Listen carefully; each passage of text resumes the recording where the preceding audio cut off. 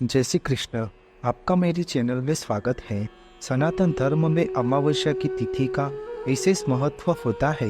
हिंदू धर्म में कार्तिक माह की कृष्ण पक्ष की अमावस्या तिथि का बहुत ही महत्व माना गया है, क्योंकि कार्तिक माह अपने पूर्वजों के लिए कार्य करने के लिए समर्पित होता है।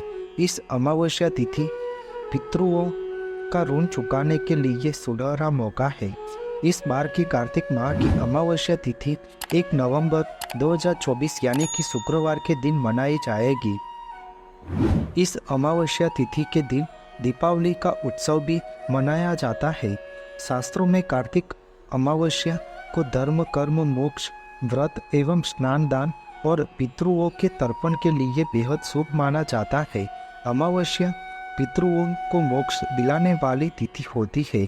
अमावस्या की तिथि के दिन अपने पितरों को खुश करने के लिए उनका श्राद्ध कर्म पिंडदान करना चाहते हो तो कार्तिक अमावस्या के दिन सुबह 11:30 से लेकर दोपहर 3:30 के बीच पितरों की पूजा और तर्पण विधि करनी चाहिए। पितरों के लिए जल से तर्पण दें। कुछ काले तिल, सफ़ेद फूल और जल से पितरों के लिए तर्पण देना चाहिए। ऐसा करने से उनकी आत्मा को शांति मिलती है और मोक्ष की प्राप्ति होती है।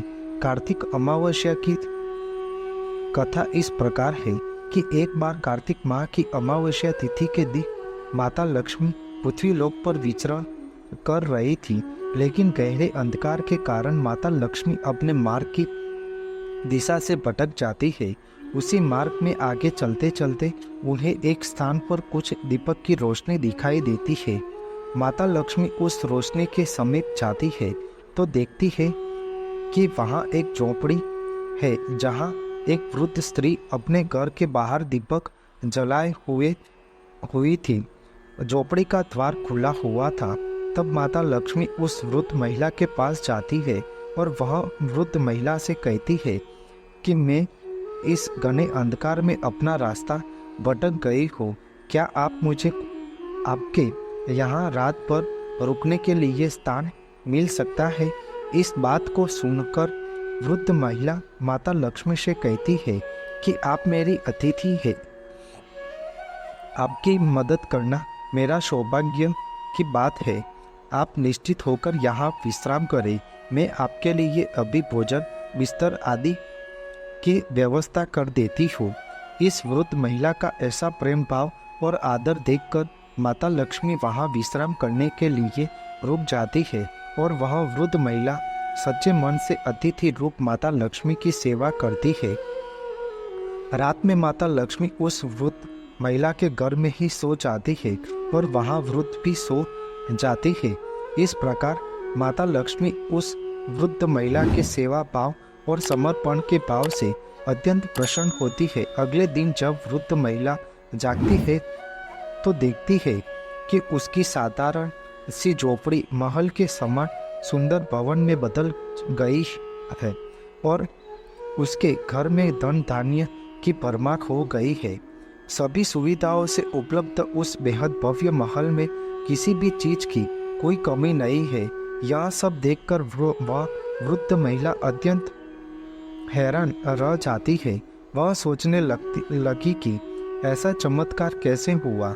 वास्तव में माता लक्ष्मी वहाँ से कब चली गई थी उस वृद्ध महिला को भी पता नहीं चलता और इस प्रकार वह वृद्ध महिला अपने घर में आई उस स्त्री का ध्यान करने लगती है। तब माता लक्ष्मी उसे दर्शन देती है और कहती है कि कार्तिक अमावस्या तिथि के दिन उस अंधकार समय में मार्ग भूलकर मैं तुम्हारे पास आई थी। मैं तुम्हारे सेवा भाव से अत्यंत प्रसन्न हूँ। जिस प्रकार तुमने दीपक जलाकर कार्तिक मास की अमावस्या को रोशनी से तुम्हारा घर प्रकाशित कर दिया, उसी प्रकार इस दिन जो भी अपने घर दीपक प्रज्वलित करेगा और प्रकाश से मार्ग को उज्ज्वल करेगा, उसे मेरा आशीर्वाद सदैव प्राप्त होगा। जिस प्रकार माता लक्ष्मी ने वृद्ध महिला पर प्रसन्न होकर उनको सुखमय जीवन कर दिया, वैसे ही भाविक भक्तगण माता लक्ष्मी की सच्चे मन और विश्वास के साथ सेवा पूजा करने से माता लक्ष्मी उनका जीवन भी सुखमय बनाती है। माना जाता है कि इस प्रकार हर साल कार्तिक माह की अमावस्या को रात्रि में दीपक जलाकर प्रकाश उत्सव मनाने और माता लक्ष्मी की पूजा करने की परंपरा सदियों से चली आ रही है। इस दिन माता लक्ष्मी के आगमन के लिए लोग अपने घरों एवं अपने आय साधन वाले स्थानों जैसे दुकान, ऑफिस, गोदाम, फैक्ट्री आदि में माता लक्ष्मी की पूजा अर्चना करते हैं और पूजा के दौरान घरों के द्वार खोलकर रखते हैं। मान्यता है कि इस दिन भक्तों द्वारा जहाँ जहाँ दीप जलाए जाते हैं और प्रकाश होता है, वहाँ माता लक्ष्मी का आगमन अवश्य होता है। धन समृद्धि का भी कमी नहीं होता। धन और धान्य एवं सुख शांति सदैव के लिए माता लक्ष्मी की विशेष कृपा बनी रहती है।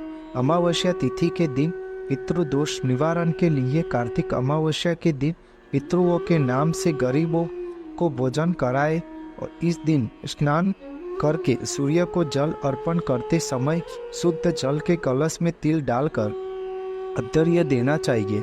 अमावस्या तिथि पर कौवा, चिड़िया, कुत्ते और गाय को भोजन कराना चाहिए। अमावस्या के दिन पीपल के वृक्ष को जल चढ़ाकर उसकी परिक्रमा करें और पीपल के वृक्ष के नीचे घी का दिया प्रज्वलित करना चाहिए। इस दिन किसी भूखे व्यक्ति को भोजन कराना बहुत शुभ माना जाता है।